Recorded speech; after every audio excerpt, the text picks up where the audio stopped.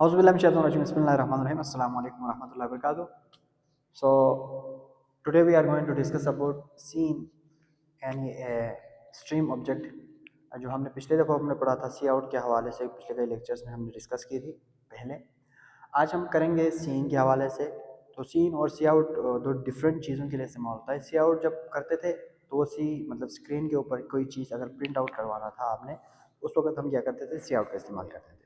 अभी हम क्या कर रहे हैं, यूज़र से अगर कोई चीज़ आपने वैल्यू लेनी है अपने प्रोग्राम के अंदर, तो उसके लिए हम इस्तेमाल करते हैं सीन।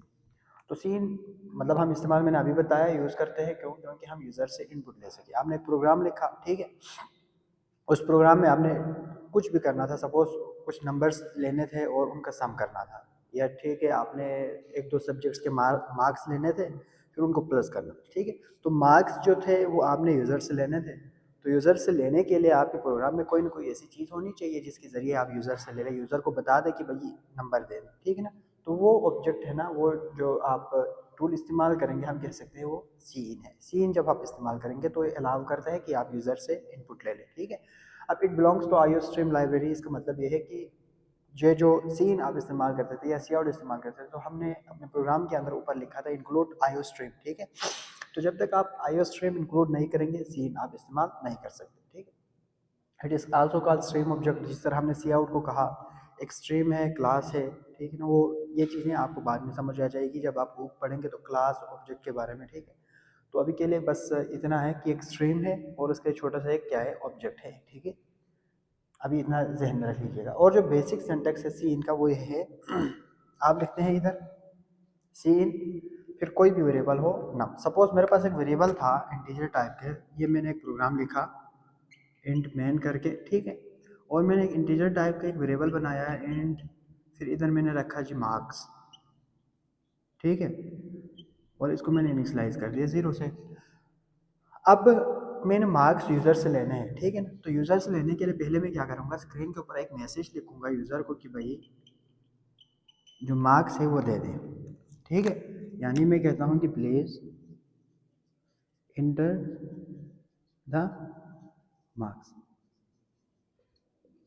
अब मैंने यूज़र को बता दिया कि भाई इंटर करो मार्क्स को, अब कहाँ पे करना है नहीं पता, ठीक है। उसके बाद हम क्या करेंगे, जो मार्क्स यूज़र ने देने हैं वो कहाँ स्टोर होनी चाहिए, वो होनी चाहिए इस वेरिएबल में, ठीक है। तो हम सीन यूज़र से लेने के लिए हम क्या करते थे, सीन का इस्तेमाल करते थे, ठीक है। सीन कर दिया, फिर एक्सट्रैक्शन ऑपरेटर्स लगाए, फिर हम क्या करेंगे, मार्क्स को इधर लिखेंगे, ठीक है। तो इससे क्या होगा कि यूज़र जो भी इनपुट देगा वो आके इस मार्क्स में स्टोर हो जाएगा, ठीक है। और सीन का सिंटेक्स यही है, सीन लिखना है आपने, जिस तरह हम इधर सी आउट लिखते थे ना, सी आउट लिखते थे, इसी तरह सीन लिखा। इधर हमने एक्सट्रैक्शन ऑपरेटर इस्तेमाल करना है, सी आउट के उसमें हमें क्या करना था, इंसर्शन ऑपरेटर करना था। फिर सी आउट के इधर आपने जो मैसेज प्रिंट करना था या जो एक्सप्रेशन आपने प्रिंट आउट करवाना था वो हम इधर लिखते थे, कोड के अंदर लिखते थे या कोड के बाहर विदाउट कोड लिखते थे जब ज़रूरत हो तो। और सीन करते हुए आपने उस वेरिएबल का नाम लिखना है, ठीक है। अब ये है सिंपल इसके जो है बेसिक सिंटेक्स। अब आप चाह रहे हैं कि सीन की मदद से आप क्या सिर्फ एक ही वेरिएबल की वैल्यूज ले सकते हैं या मल्टीपल। तो आप जिस तरह हम सी आउट करके लेते थे इसी तरह आप मल्टीपल सीन कर सकते हैं, ठीक है। सीन करो ए को तो ए में कुछ आएगा, ठीक है। सीन करो बी को तो बी में कुछ आएगा वेरिएबल्स में। अब ज़रूरी ये है कि आप ए बी को इस्तेमाल करने से पहले ये जो वेरिएबल्स है ना ये ऊपर डिफाइंड होनी चाहिए, ठीक है। जब आप ऊपर डिफाइन नहीं करेंगे तो ये आपको एरर देगा। अब मैंने मल्टीपल इधर स्टेटमेंट्स मैंने सपोज सीन के लिख लिए सी, ठीक है। तो ये सारी चीज़ें आप इस तरह से भी लिख सकते हैं। अगर आप इस तरह से ना लिखे हैं, एक ही लाइन में लिखना चाहे तब भी ले सकते हैं। सपोज मैं अगर इधर कहूँ मेरे पास 3 सब्जेक्ट्स थे, इंग्लिश, ठीक है, मैथ और साइंस। अब मैंने यूज़र से कहना था कि इंग्लिश, मैथ और साइंस के जो मार्क्स हैं वो रिस्पेक्टिवली आप देते जाएं, ठीक है।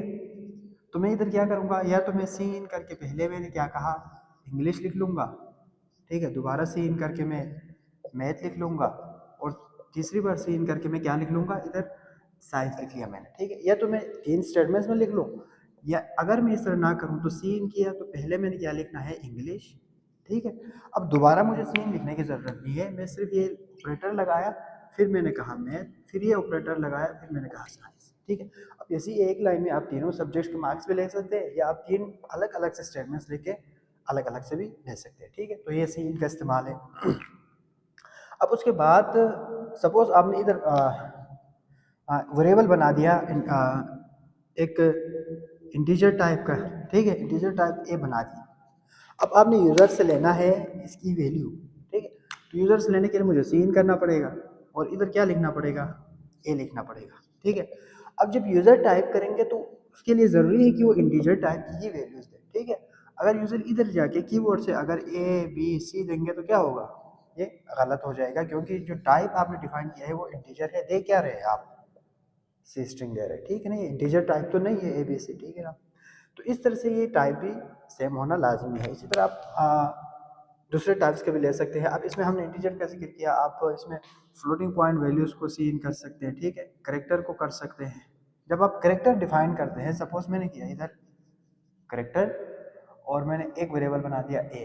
अब मैं सीन अगर करूँ, सी इन ए करूँ, तो इसमें आप सिर्फ एक ही करेक्टर दे सकते हैं, एक ही अल्फाबेट। सपोज आपने कीबोर्ड से इंटर किया ए, तो ए ही आएगा।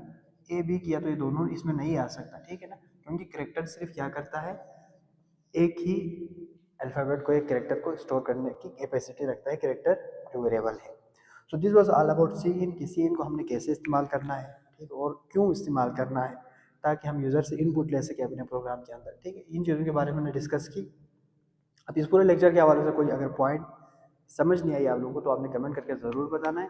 और पूरे लेक्चर का जो नोट्स है वो हमारे वेबसाइट के ऊपर गिवन होगा, वेबसाइट का लिंक डिस्क्रिप्शन में दिया हुआ है, आप उधर से एक्सेस कर सकते हैं। और हमारे चैनल को आपने ज़रूर सब्सक्राइब करना है ताकि आने वाली वीडियोस आप तक पहुँचते रहे। Thank you so much.